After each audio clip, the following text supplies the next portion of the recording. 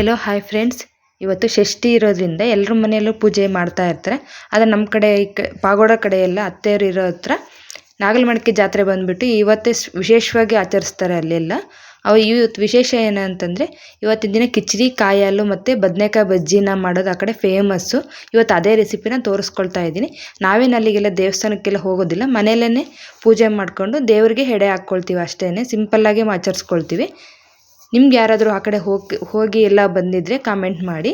ಇಲ್ಲಿ ನಾನು ಕಿಚಡಿ ಕಾಯಿ ಹಾಲು ಮತ್ತು ಬದನೆಕಾಯಿ ಬಜ್ಜಿ ಅನ್ನ ಯಾವ ರೀತಿ ಮಾಡೋದಂತ ನೋಡಿಸ್ತಾ ಇದ್ದೀನಿ. ಹೆಸರುಬೇಳೆ ಅನ್ನನೂ ಬಜ್ಜಿನೂ ಚೆನ್ನಾಗಿರುತ್ತೆ ತುಂಬ. ನನ್ನ ಮಕ್ಳಿಗೂ ಸಹ ತುಂಬ ಇಷ್ಟ ಆಗುತ್ತೆ ಈ ರೆಸಿಪಿ. ಹೇಗೋ ಮನೆ ಹತ್ರನೇ ಗಿಡ ಇದೆಯಲ್ವ, ಅದರಲ್ಲೇ ಈ ಸತಿ ಬದನೆಕಾಯಿ ಸಹನೂ ಬಿಟ್ಟಿತ್ತು. ಅದೇ ಬದನೆಕಾಯಿನ ತೊಗೊಂಡು ಇವತ್ತು ಬಜ್ಜಿ ಮಾಡ್ಕೊಂಬಿಡೋಣ ಅಂತಂದು ಇಲ್ಲಿ ಬದನೆಕಾಯಿನೆಲ್ಲ ಕಿತ್ಕೊಳ್ತಾ ಇದ್ದೀನಿ. ಒಂದು ಗಿಡದಿಂದ ಒಂದು 5-6 ಬದನೆಕಾಯಿ ಸಿಕ್ಕಿದೆ ನನಗೆ. ಮೊನ್ನೆ 2 ಕಿತ್ತಿದೆ, ಈಗ 4 ಸಿಕ್ಕಿದೆ. ಈಗ ಬದನೆಕಾಯಿನ ಬೇಯಿಸ್ಕೊಂಡಿದ್ದೀನಿ. ಟೊಮೊಟೊ ಮತ್ತು ಹಸಿಮೆಣ್ಸಿನ್ಕಾಯಿ, ಆಲೂಗಡ್ಡೆ, ಬದನೆಕಾಯಿ ಎಲ್ಲ ಹಾಕ್ಕೊಂಡು 2 ವಿಷಲ್ ಬೇಯಿಸ್ಕೊಂಡಿದ್ದೀನಿ.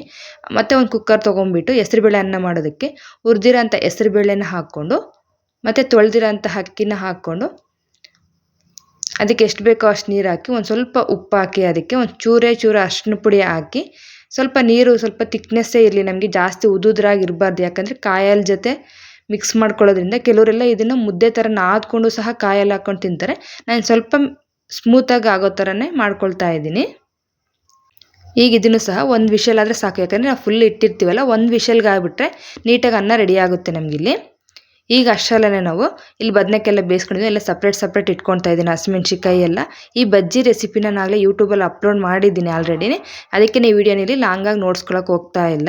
ಈಗ ಇದಕ್ಕೆ ಒಗ್ಗರಣೆ ಇಟ್ಕೊಳ್ತಾ ಇದ್ದೀನಿ. ಸ್ವಲ್ಪ ಎಣ್ಣೆ ಹಾಕ್ಬಿಟ್ಟು ಸಾಸಿವೆ ಜೀರಿಗೆ ಹಾಕಿ ಒಣಮೆಣ್ಸಿನ್ಕಾಯಿ, ಕರಿಬೇವಿನ ಸೊಪ್ಪು, ಈರುಳ್ಳಿ ಎಲ್ಲ ಹಾಕಿ ಚೆನ್ನಾಗಿ ಫ್ರೈ ಆದ ನಂತರ ಸ್ವಲ್ಪ ಹಸಿ ಈರುಳ್ಳಿ ಸಹ ಇದಕ್ಕೆ ಮಿಕ್ಸ್ ಮಾಡ್ಕೊಂಡು ಬಜ್ಜಿ ಒಗ್ಗರಣೆ ಹಾಕ್ಬಿಟ್ರೆ ತುಂಬಾ ಚೆನ್ನಾಗಿರುತ್ತೆ ಇದು.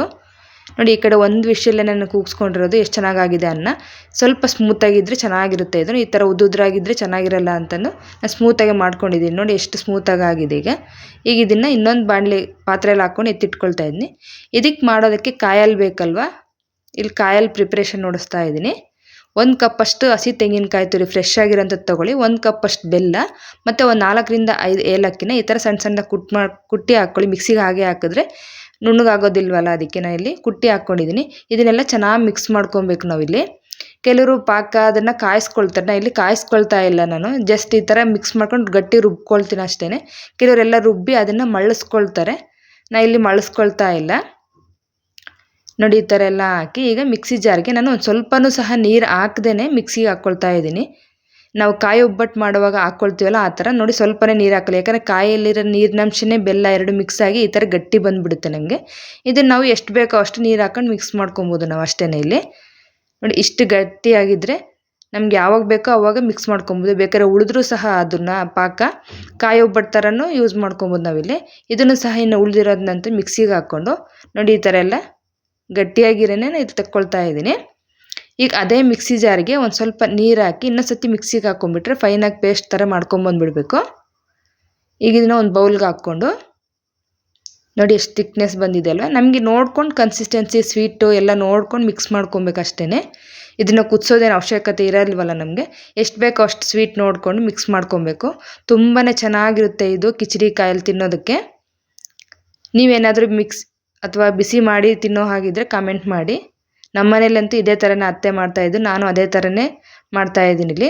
ಈಗ ದೇವ್ರಿಗೆ ಫಸ್ಟ್ ಎಡೆ ಇಡೋದ್ರಿಂದ ಇಲ್ಲಿ ನಾನು 2 ಇಟ್ಕೊಂಡಿದ್ದೀನಿ. ಈ ಕಡೆ ವೈಟ್ ರೈಸ್ಗೂ ಸ್ವಲ್ಪ ಹೆಸರುಬೇಳೆ ಹಾಕಿ ಅನ್ನ ಮಾಡ್ಕೊಂಡಿದ್ದೀನಿ. ಮತ್ತು ಈ ಕಡೆ ಕಾಯಿ ಹಾಲಿಗೂ ಸಹ ಅರಿಶಿನ ಪುಡಿ ಹಾಕಿ ಮಾಡ್ಕೊಂಡಿದ್ದೀವಲ್ಲ, ಅದಕ್ಕೂ ಸಹ ಕಾಯಿ ಹಾಲು ಹಾಕ್ಕೊಂಡು ಈಗ ದೇವ್ರಿಗೆ ಸಮರ್ಪಿಸ್ತಾ ಇದ್ದೀನಿ ಅಷ್ಟೇ. ಮನೆಯಲ್ಲೇ ಬೆಳಗ್ಗೆ ಎಲ್ಲ ಪೂಜೆ ಮಾಡ್ಕೊಂಡಿದ್ವಲ್ಲ, ಈಗ ಅದಕ್ಕೇನೆ ಸ್ವಲ್ಪ ಇನ್ನೊಂದು ಸತಿ ಎಡೆ ಇಟ್ಟು ಪೂಜೆ ಮಾಡಿಕೊಂಡು ನೋಡಿ, ಹೆಸರುಬೇಳೆ ಮಾಡಿದ್ದಂತ ಹೇಳಿದ್ನಲ್ಲ, ಬದನೆಕಾಯಿ ಬಜ್ಜಿ ಕಾಯಲ್ಲೆಲ್ಲ ಮಾಡಿದ್ದೀನಿ. ನಿಮ್ಗೆ ಈ ವಿಡಿಯೋ ಇಷ್ಟ ಆಗಿದ್ರೆ ಪ್ಲೀಸ್ ನಮ್ಮ ಚಾನಲ್ನ ಸಬ್ಸ್ಕ್ರೈಬ್ ಮಾಡ್ಕೊಳ್ಳಿ.